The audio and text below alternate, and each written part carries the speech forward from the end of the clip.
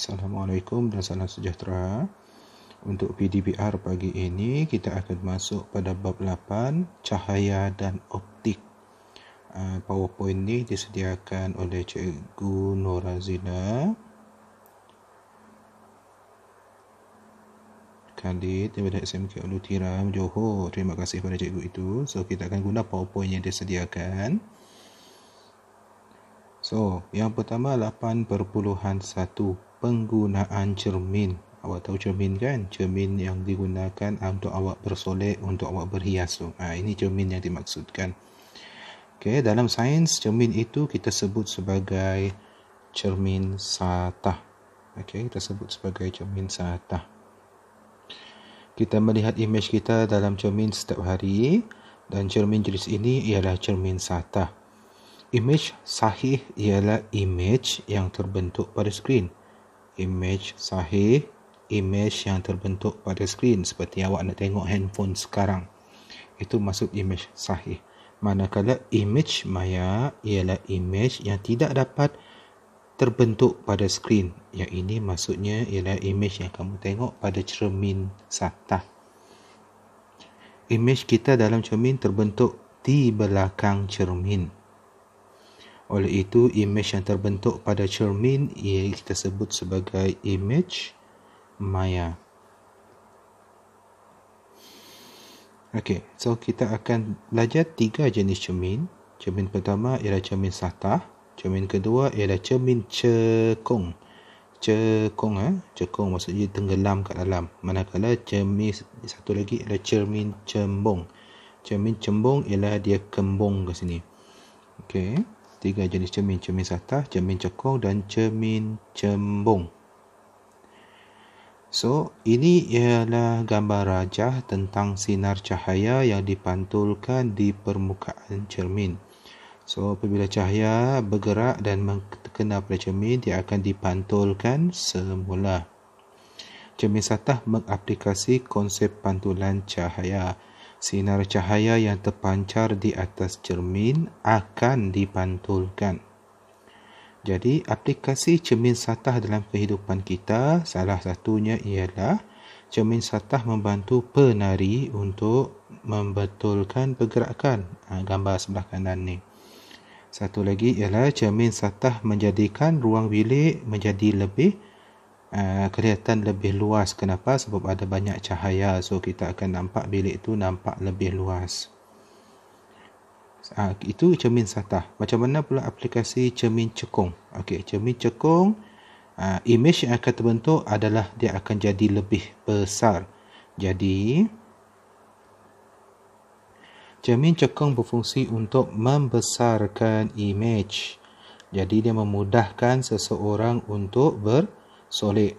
This one, gambar ni kanan ni. Awak nampak wanita tu sedang bersolek. Satu lagi fungsinya ialah digunakan oleh doktor gigi untuk melihat gigi pesakit dan imej yang terhasil adalah lebih besar dan lebih dekat. So, doktor dapat menilailah dan doktor dapat memeriksa gigi dengan lebih baik. Seterusnya ialah aplikasi dalam cermin cembung. Okey, aplikasi cermin cembung dalam kehidupan. Cermin cembung membantu individu memantau keselamatan diri di selekoh atau jalan yang berbahaya. Ni gambar yang bawah ni. So, dengan bantuan cermin cembung kita akan dapat tengok di sudut. Okey, membantu kita memantau keselamatan diri di selekoh yang bahaya. Satu lagi ialah cermin cembung di pasaraya dapat membantu pekedai untuk melihat setiap sudut pasaraya supaya dapat mengelak kecurian. Seperti awak nampak dekat gambar rajah di kiri sebelah atas ini.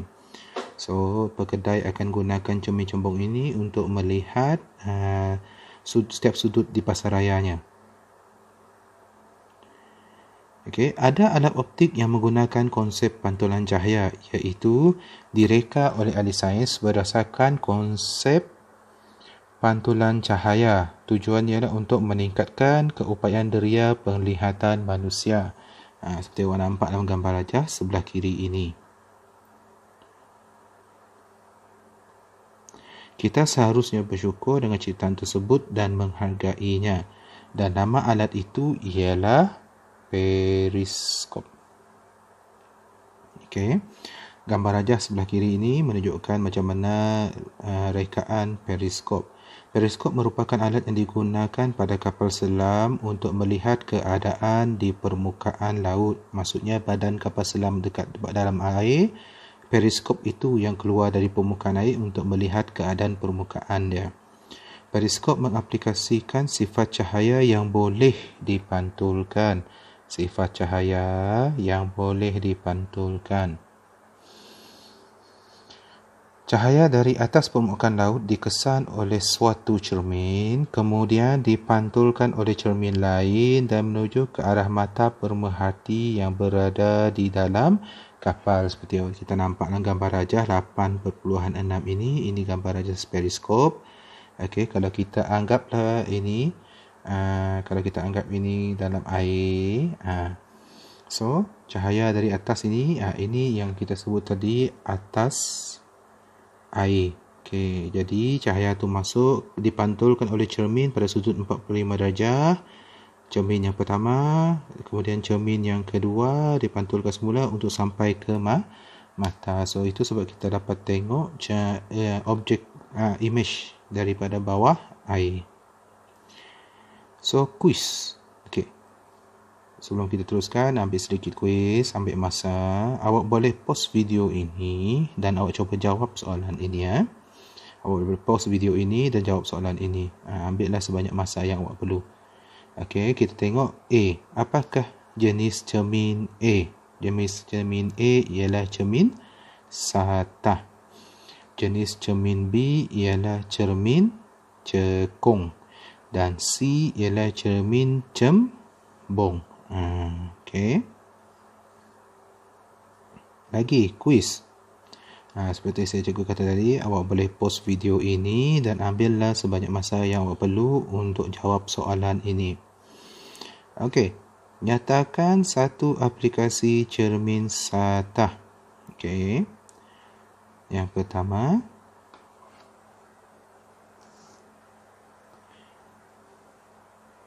cermin satah membantu penari untuk membetulkan pergerakannya. Ataupun kamu boleh letak cermin satah menjadikan ruang bilik kelihatan luas. Okey, nyatakan satu aplikasi cermin cembung.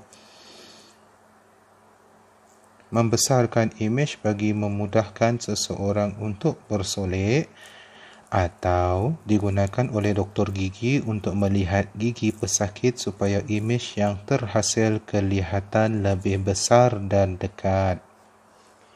Okey. Kemudian satu lagi soalan, nyatakan satu aplikasi cermin cekung. Membantu individu memantau keselamatan diri di selekoh jalan yang berbahaya, atau membantu pekedai untuk melihat setiap sudut pasaraya supaya dapat mengelakkan kecurian. Okey. Seterusnya, kita akan masuk 8.2. Tajuknya ialah sifat cahaya. Sifat cahaya yang pertama, kelajuan cahaya ialah 3.0 darab 10 kuasa 8 meter per saat. Meter per saat. Okey. 3.0 darab 10 kuasa 8 meter per saat.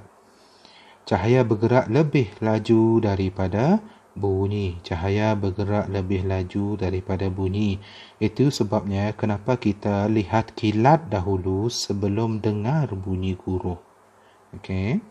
Cahaya juga sifatnya ialah dia bergerak lurus. Okey. Cahaya bergerak lurus. Ayat pertama ni saya lupa garisnya ini. Lebih laju daripada bunyi.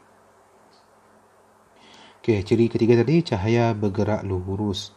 Apabila cahaya dihalang oleh objek legap, maka bayang-bayang akan terbentuk di belakang objek legap itu. Dan salah satu lagi sifat lain cahaya ialah cahaya boleh disebarkan oleh titisan air di langit untuk membentuk pelangi. Okey, Cahaya boleh disebarkan oleh titisan air di langit untuk membentuk pelangi. Jam matahari. Jam matahari ini adalah satu contoh di mana digunakan pada zaman dahulu untuk menentukan masa pada siang hari, ya. Kenapa siang hari? Sebab siang hari sahaja ada matahari, malam mana ada matahari. Jadi oleh itu jam ini menggunakan konsep bayang-bayang yang terbentuk apabila cahaya matahari dihalang oleh objek. Okey, untuk seterusnya kuis untuk 8.2 ini, soalan pertama. Berapakah kelajuan cahaya? So seperti cikgu cakap, awak boleh pause video ini, ambil sebanyak masa yang awak perlu untuk jawab soalan ini. Jawapannya ialah 3.0 darab 10 kuasa 8 meter per saat. Soalan seterusnya. Nyatakan satu aplikasi penggunaan cahaya dan bayang. Okey, jawapannya ialah jam matahari satu tadi. Yang kedua ialah teater tradisional wayang kulit. Satu lagi jawapan tadi ialah jam matahari. Okey. So, teater tradisional wayang kulit boleh, jam matahari pun boleh. Okey, seterusnya 8.3 pantulan cahaya. Okey, ciri-ciri imej yang dibentuk oleh cermin satah ialah pertama, imej itu akan tegak. Senang cerita, tengok diri awak sendiri pada cermin, adakah awak nampak imej awak tegak? Maksud imej tegak sini, apabila awak tengok cermin, adakah kepala awak masih di atas ataupun kepala awak berada dekat bawah? Kalau kepala awak berada dekat atas, bermaksud imej awak tegak. Itu dia maksudkan dengan tegak. Okey, yang kedua, saiz objek H adalah sama dengan saiz image H kecil. Okey, maksudnya sekarang ni tengoklah, ambil contoh lain. Kita ambil lilin tadi. Cuba awak tengok lilin dekat image A ni. Bila awak tengok lilin dekat cermin tu, adakah lilin itu nampak lebih besar? Adakah lilin itu nampak lebih tinggi? Jawapannya adalah tidak, sebab image yang terbentuk oleh cermin satah adalah sama saiz. Okey, sama daripada segi saiz. Yang ketiga, jarak objek. Jarak objek objek adalah sama dengan jarak image. Maksudnya kalau kita letak seatas graf, kalau kita letak satu kertas graf kat sini, kamu letak cermin dekat tengah ni. Okey, cermin. Okey, kalau kamu letak lilin itu pada kertas graf, awak boleh, kalau tak ada kertas graf, awak boleh guna pembaris. Awak letak pembaris dekat sini. Okey, sini kita letak pembaris. So, kalau awak tengok sini berapa jarak dia. Contohnya kita letak sini, kita letak dia 5 cm. Dekat cermin tu pun awak akan nampak, dekat pembaris tu dia akan berada pada 5 cm. Itu sebab kita kata jarak objek adalah sama dengan jarak image. Okey. So, image itu yang terbentuk adalah songsang sisi. Apa maksud songsang sisi? Songsang sisi maksudnya ialah, tengok objek ni, huruf B ni. Kalau kita objek B, tapi image dia B tu dia songsang sisi. Maksudnya dari kiri dia jadi kanan. Itu maksud songsang sisi. Kalau dia songsang maksudnya macam kepala awak, kalau tengok cermin, kepala awak dari atas pergi ke bawah, kaki pergi naik atas. Itu maksud songsang. Tapi kalau songsang sisi, benda yang sepatutnya berada di kiri akan jadi kanan, yang kanan akan jadi kiri. Okey. Maya. Maya maksudnya dia tidak kekal lah. Contoh tengok dalam ni, awak letak objek tangan awak depan cermin, adalah image cermin awak, image tangan awak di cermin. Tapi kalau kamu alihkan tangan awak daripada cermin itu, ada tak bayang tangan awak dekat cermin? Tiada kan? Jadi itu yang dimaksudkan dengan maya. Okey, cermin satah membentuk image. Ciri image yang pertama, tegak. Yang kedua, songsang sisi. Yang ketiga, sama saiz dengan objek. Image dia adalah sama saiz dengan objek. Dia adalah maya. Maya maksudnya hanya sementara. Dan jarak objek sama dengan jarak image. Ada 5 semuanya. Hukum pantulan cahaya. Dalam hukum pantulan cahaya, apabila satu sinar ditujukan ke atas sekeping cermin satah pada sudut tertentu, ia disebut sebagai sudut tuju, sinar cahaya itu akan dipantulkan pada sudut tertentu yang disebut sebagai sudut pantulan. Itulah maksudnya dia bila dituju dari sudut tuju, lepas tu bila dipantulkan dia disebut sebagai sudut pantulan. Okey, cahaya yang dipantulkan akan mematuhi hukum pantulan. Okey, akan mematuhi hukum pantulan di mana sinar tuju, sinar pantulan dan garis nomor semuanya berada pada satah yang sama. Tengok ni, sinar tuju, sinar pantulan, garis nomor pada satah yang sama. Sinar tuju I adalah sama dengan sudut pantulan R. Sudut tuju I adalah sama dengan sudut pantulan R. Maksudnya sudut I adalah sama dengan sudut R. Sini, this one. Okay. Ini adalah hukum pantulan.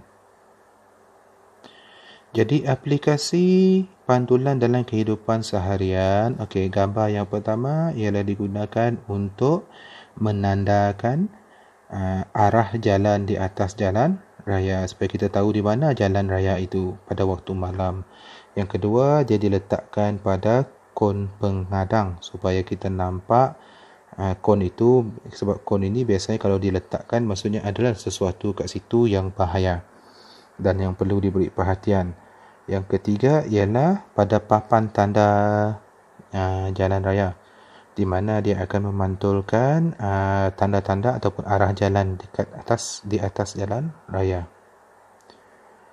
Okey, kita pergi pada kuis yang ketiga untuk subtopik 8.3.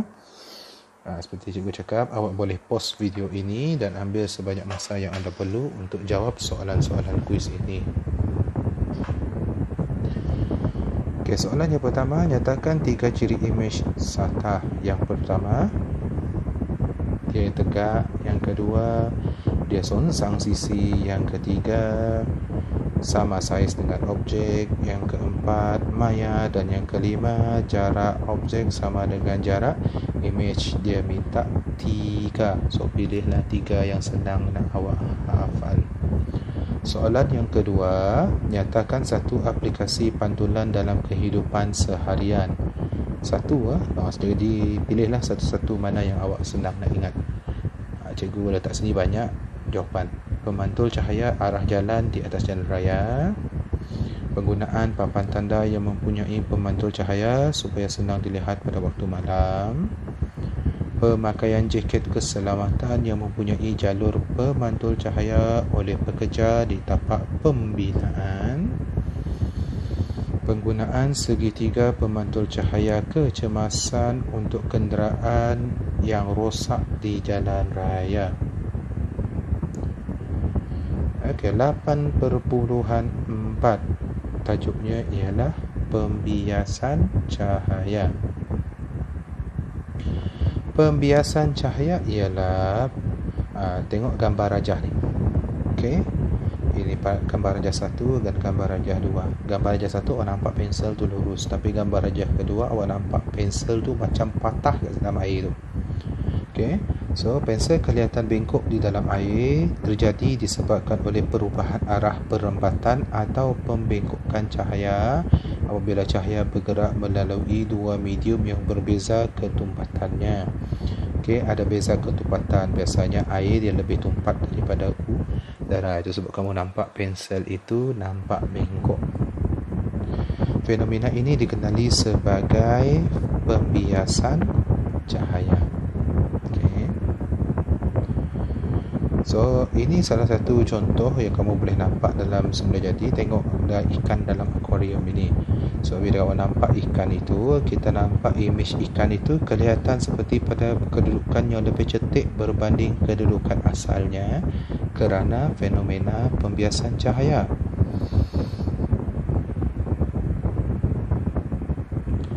Jadi, apabila cahaya, cahaya ini bergerak daripada air.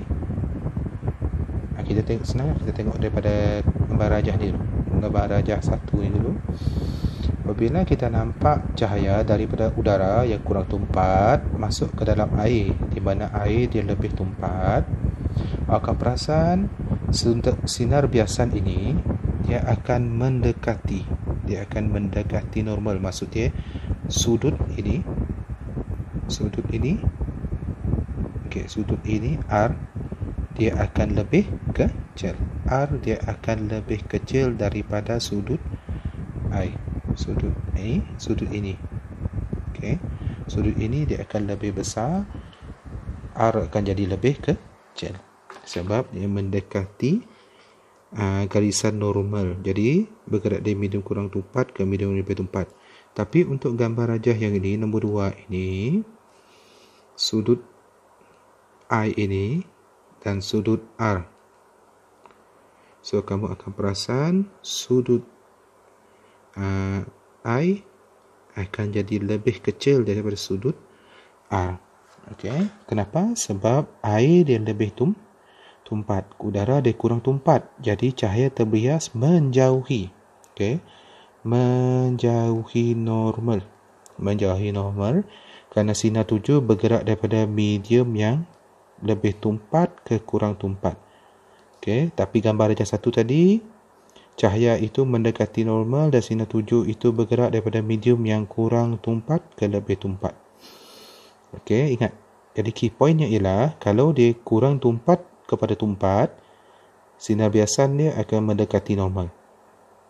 Tapi kalau daripada tumpat kepada kurang tumpat, sinar biasan dia akan menjauhi normal. Itu saja yang kamu kena faham. Okey, berapa sudut yang terbias itu? Yang itu awak tak belajar, yang itu akan dibelajar dalam penata pelajaran fizik bab 6 tingkatan 4 yang dinamakan sebagai hukum Snell. Jadi hukum Snell kamu tak belajar, kamu hanya belajar pengenalan ini sahaja. Di mana kalau daripada kurang tumpat pergi kepada yang lebih tumpat, sudut biasan dia akan mendekati normal. Maksudnya sudut dia akan jadi lebih kecil. Tapi kalau daripada lebih tumpat kepada kurang tumpat, sinar biasannya akan menjauhi normal, di mana sudut tu akan jadi lebih besar. Itu saja yang awak kena faham. Itu saja konsep yang awak kena faham untuk tingkatan 1. Okey, tapi kalau dia garisan sinar tuju tu adalah lurus, maka cahaya tidak terbias kerana sinar tuju selari dengan normal apabila sinar tuju bergerak dari medium yang lebih tumpat dan kurang tumpat. Sama juga kesnya kalau daripada kurang tumpat pada lebih tumpat. Sinar cahaya tidak terbias kerana sinar tuju selari dengan normal apabila sinar tuju bergerak dari medium kurang tumpat kepada yang lebih tumpat. Okey, quiz. Okey, soalan ni ada dalam buku teks. So, awak boleh ambil masa awak boleh pause dulu video ini dan cuba jawab soalan ini.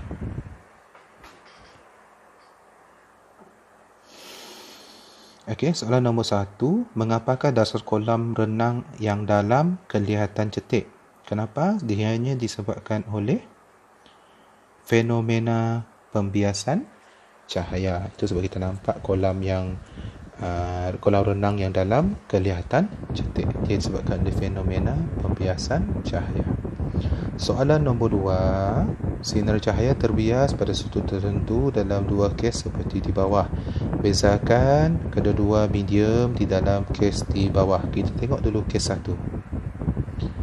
Kes 1, A kurang tumpat, B lebih tumpat. Kenapa kita kata macam tu? Disebabkan oleh sinar biasan menjauhi garis normal. So, bila menjauhi garis normal, maksudnya A adalah kurang tumpat. Manakala untuk kes 2, kalau awak tengok, C lebih tumpat, manakala D kurang tumpat. Kenapa? Kerana sinar biasan mendekati garis normal. Tengok dekat C ni. Awak nampak garisan dekat C, dia mendekati garisan normal. So, C adalah lebih tumpat berbanding dengan D yang kurang tumpat. So, itu sahaja untuk awak tingkatan 1. Level dia. Okay? Okay, next. 8.5 yang disebut sebagai penyebaran cahaya. Okay, dalam penyebaran cahaya, cahaya putih terdiri daripada 7 warna yang berlainan. Setiap juzuk warna ini bergerak dengan kelajuan yang berlainan dalam sesuatu medium. Kelajuan yang berlainan dalam sesuatu medium. Sebagai contoh, cahaya merah mempunyai kelajuan yang paling tinggi. Okey, cahaya merah mempunyai kelajuan yang paling tinggi. Dan cahaya merah adalah yang paling kurang dibiaskan. Kenapa? Sebab dia paling tinggi. Macam mana kamu nak biaskan? Senang kita awak bawa motosikal lah. Kalau awak tengah bawa motosikal dengan laju, boleh tak awak belok serta-merta? Tak boleh kan? Sama konsep lah. Disebabkan cahaya merah ni paling laju, dia paling kurang dibiaskan. Manakala cahaya ungu pula mempunyai kelajuan yang paling rendah. Dan itu sebabnya kenapa dia paling banyak dibiaskan. Kerana motosikal yang perlahan senang tak nak belok? Senang kan? Jadi kelajuan yang paling rendah, dia dah paling banyak dibiaskan. Itu sebab nampak dekat gambar rajah ini, merah dekat atas ni. Okay, merah ke atas ni, dia paling sedikit dibiaskan. Tapi yang warna ungu ni, yang ini paling banyak dibiaskan kerana dia paling perlahan.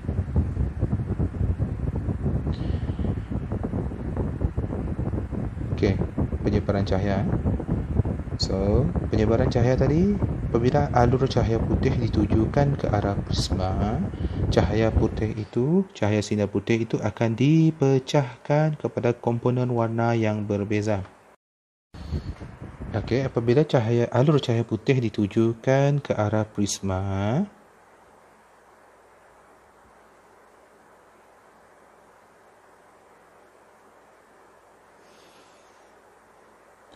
apabila alur cahaya putih ditujukan ke arah prisma, sinar cahaya putih akan dipecahkan kepada komponen warna yang berbeza. Okey. Hal ini disebabkan oleh warna yang berbeza dalam cahaya putih itu membengkok ke arah mendekati garisan normal pada sudut yang berlainan apabila memasuki prisma.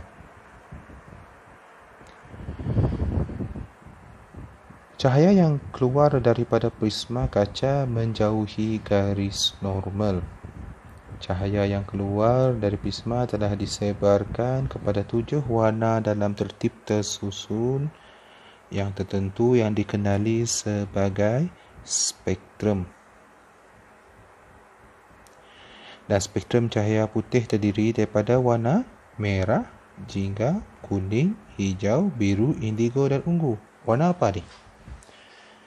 Warna inilah yang awak kenali sebagai warna pelangi. Jadi awak kena hafal lah. Macam mana kita nak hafal merah, jingga, kuning, hijau, biru, indigo dan ungu? Kalau cikgu guna hafal Michael Jackson keluar hutan bawa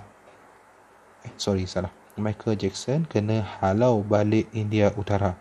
Michael Jackson kena halau balik India Utara. Kena merah, jingga, kuning, hijau, biru, indigo, ungu. Michael Jackson kena halau balik India Utara. Itu cara cikgu hafal warna spektrum ini ataupun warna pelangi. So, pelangi ialah apabila sinar matahari mengenai titisan air hujan di langit, maka cahaya putih dibiaskan dan disebarkan kepada 7 warna yang berlainan yang dikenali sebagai pelangi. Itu ialah fenomena alam semula. Jadi, macam mana pelangi terbentuk. Jadi, kuis seterusnya. Seperti cikgu cakap, awak boleh pause video ini. Dan bila awak pause, awak jawablah dulu soalan tu. Okey, soalan 1. Jawapannya ialah merah, jingga, kuning, hijau, biru, indigo dan ungu. Michael Jackson kena halau balik India Utara. Merah, jingga, kuning, hijau, biru, indigo, ungu. Nombor 2, nyatakan komponen warna yang paling banyak dibiaskan dan paling sedikit dalam fenomena di atas. Kaitkan fenomena ini dengan kelajuan setiap komponen warna tersebut. Yang paling banyak dibiaskan ialah warna apa? Warna ungu. Kenapa? Kerana dia mempunyai kelajuan yang paling rendah. Manakala warna yang paling sedikit dibiaskan, warna merah. Kerana warna merah mempunyai kelajuan yang paling tinggi. Okey. Penyerakan cahaya.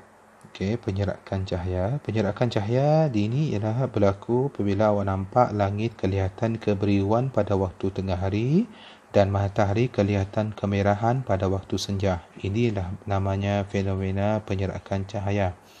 Kedua-dua fenomena ini semula jadi disebabkan oleh penyerakan cahaya, dan penyerakan cahaya berlaku apabila sinar cahaya dihalang dan dipantulkan ke semua arah oleh awan dan zarah-zarah dalam udara. Zarah-zarah yang dimasukkan ini boleh diambil kira seperti debu lah. Zarah-zarah debu pun boleh menyebabkan penyerakan cahaya. Okey, jadi pada waktu tengah hari, cahaya biru diserakkan paling banyak ke semua arah oleh molekul udara yang halus dalam atmosfera. Oleh itu, langit kelihatan warna biru pada waktu tengah hari. Okay, dia kelihatan warna biru pada waktu tengah hari kerana cahaya biru diserak oleh cahaya zarah yang terapung dalam udara. So, itu sebab kenapa kita nampak langit warna biru pada waktu tengah hari. Dan manakala pada waktu senja, kita akan nampak langit warna merah. Kerana pada waktu senja, cahaya matahari bersinar secara mengufuk. Dan cahaya matahari paling kurang diserakkan seperti merah dan jingga akan melalui atmosfera tanpa gangguan. Dan hal lain seperti cahaya biru yang paling banyak diserakkan akan hilang daripada lintasan cahaya asal. Itu sebab kita nampak kenapa waktu senja warnanya merah jingga, sebab warna lain dia kena serak, yang tinggal hanyalah warna merah. Okey, kuis lagi. Seperti juga cakap, awak boleh post video ini dan cuba jawab dulu soalan ini. Okey, soalan 1. Mengapakah penyerakan cahaya berlaku?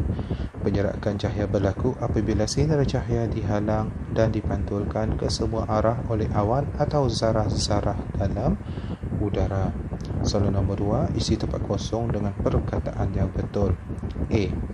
Cahaya biru diserakkan berbanding dengan cahaya merah. Cahaya biru, apa jawapannya? Paling banyak diserak berbanding cahaya merah. Manakala untuk B, cahaya merah paling kurang diserak berbanding cahaya biru.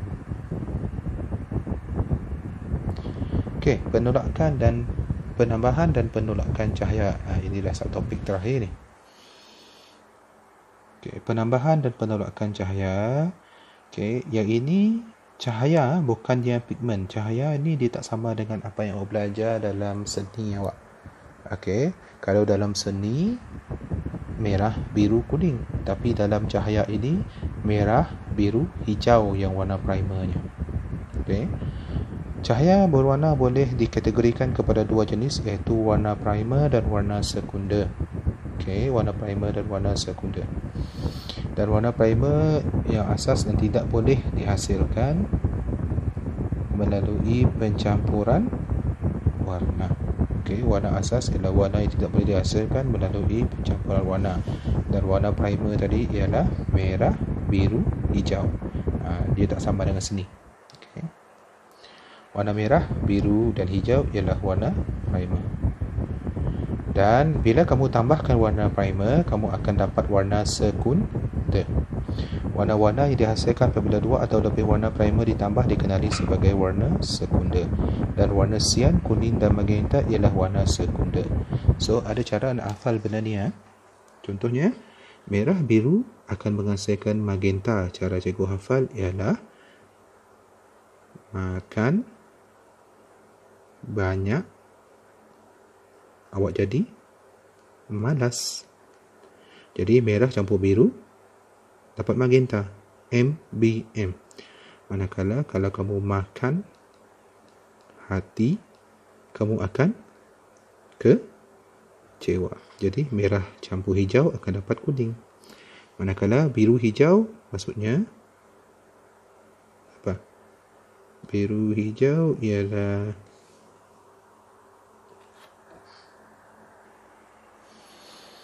okey, untuk biru hijau, hidup bujang, sedih. Hijau ialah hidup. Hidup bujang, kamu akan sedih. Jadi hidup hijau, bujang itu ialah biru, sedih itulah sian. Jadi hidup bujang, sedih. Makan hati, kecewa. Makan banyak, malas. Itu cara cikgu hafal. Okey. Dan kalau kamu campurkan tiga-tiga warna, kamu akan dapat merah campur biru campur hijau, kamu akan dapat warna putih. Okey, next ialah penolakan cahaya. Warna cahaya yang sama dengan objek legap akan dipantulkan ke mata kita, manakala warna lain akan diserap. Dan fenomena ini dikenali sebagai penolakan cahaya. Okey, macam mana benda ni? Kita tengok seterusnya. Warna bagi objek legap bergantung pada warna cahaya yang dipantulkan ke mata kita. Contoh kat sini, okey. Bila objek itu berwarna primer, iaitu merah, biru, hijau, hanya memantulkan warna yang sama dengannya. Kalau dia warna hijau, so kita nampak hijau. Kalau dia warna merah, kita akan nampak merah. Kalau dia warna biru, sini warna biru, kita pun akan nampak biru sahaja. Sebab objek hijau hanya memantulkan warna cahaya hijau dan cahaya berwarna lain akan diserap oleh objek yang kelihatan hijau. Itu kalau dia berwarna primer. Tapi kalau dia berwarna sekunder, iaitu kuning, magenta ataupun sian, dia akan memantulkan cahaya yang sama warna dengannya dan juga warna primer yang membentuknya. Contohnya warna kuning. Okey, kuning tadi apa yang bentuk kuning? Kuning ialah makan hati kecewa kan? Makan hati kecewa. Makan merah, hati hijau, kuning kecewa dia kan? So tiga warna kalau dia objek sekunder. Kalau warna sekunder dia akan pantulkan warna asasnya dan warna sekundernya. Okey, kalau objek pula dia akan memantulkan semua warna. So itu sebab cahaya putih kena objek putih, kita pun nampak dia warna putih. Kenapa? Sebab semua warna bertindih dia akan membentuk warna putih semula. Tapi kalau objek hitam, dia akan diserap warna hitam, semua warna diserap. Jadi itu sebab kita nampak objek itu warna hitam. Jadi tiada warna yang dipantulkan, so objek kelihatan berwarna hitam. Okey, next kita belajar pasal penapis warna. Penapis warna ini hanya akan membenarkan warna ianya sendiri saja melaluinya, sama konsep dengan pantulan cahaya tadi. Okey, kalau dia warna primer, dia hanya membenarkan warna primer. Iaitu kalau dia warna merah, dia benarkan warna merah saja lalu. Kalau warna hijau, kalau primer penapis warna hijau, dia pun hanya membenarkan warna hijau saja lalu. Kalau penapis warna biru, dia hanya membenarkan cahaya warna biru saja lalu. Okey. Tapi kalau kamu guna penapis sekunder, contohnya warna kuning. Ingat kuning tadi ialah makan hati kecewa.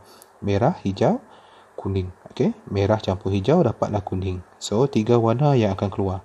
Tapi kalau penapis yang warna magenta tadi ialah makan banyak, malas. Okey, makan banyak, malas. Makan M merah, banyak biru B, malas magenta. Okey. Kamu akan dapat tiga warna sebab ini warna sekundernya ialah magenta dan warna asasnya ialah merah dan biru. Manakala penapis warna sian iaitu hidup bujang, sedih. Itu hidup H hijau, bujang biru dan sedih sian. So tiga warna ini akan keluar kalau kamu guna penapis sian. Sebab penapis itu akan membenarkan warna primer, warna sekunder dan warna asasnya. Perbezaan di antara penambahan cahaya dan penolakan cahaya. Penambahan cahaya dan penolakan cahaya adalah dua prinsip yang berlainan, dan penambahan cahaya ialah pencampuran cahaya warna primer bagi membentuk warna sekunder. Tetapi penolakan cahaya berlaku apabila objek legap.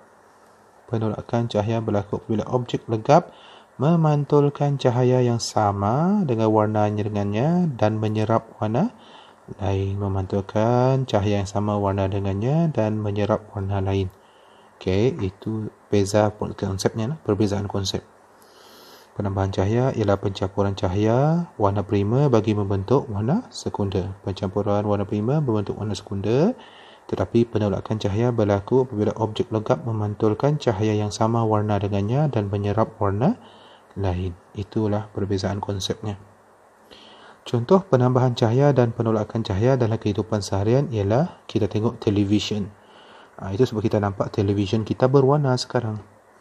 Kedua, lampu berwarna di pentas. Itu sebab orang nampak dekat pentas lampu dia berbagai warna sebab mereka menggunakan konsep penambahan cahaya dan penolakan cahaya. Yang ketiga, lampu berwarna di stadium dan lampu berwarna di KLCC. Okey, kuis seterusnya. Seperti cikgu cakap, awak boleh post video ini dan cuba jawab soalan ini. Baiklah, soalan 1. 3 lampu berwarna dibiarkan terpasang seperti di rajah sebelah. Apakah warna yang terbentuk di A, B dan D? Tengok A. A ialah merah biru. Merah biru tadi makan banyak, malas. A kan? Malas. Malas ialah magenta. B, hijau biru. Hidup, bujang, sedih. S, iaitu sian. Dan merah hijau, makan hati, kecewa, K, kuning. Dan kalau kamu campur merah, biru dan hijau, kita dapat warna putih. Okey, soalan seterusnya. Okey, awak boleh pause dan awak boleh cuba jawab. Baiklah, soalan 2. Ingat, ini ialah berdasar penapis warna dan cahaya yang melepasi penapis warna itu ialah ikut jenis penapis dia lah. Kalau dia warna merah, warna yang akan terasa pada skrin ialah merah. Sebab merah ialah warna primer kan, tak ada warna lain kan. Hijau warna primer tak? Okey, hijau ialah warna primer. So, warna yang lalu pun warna hijau. Macam mana dengan magenta? Magenta ialah apa tadi? Makan banyak, awak jadi malas, iaitu merah, biru, magenta.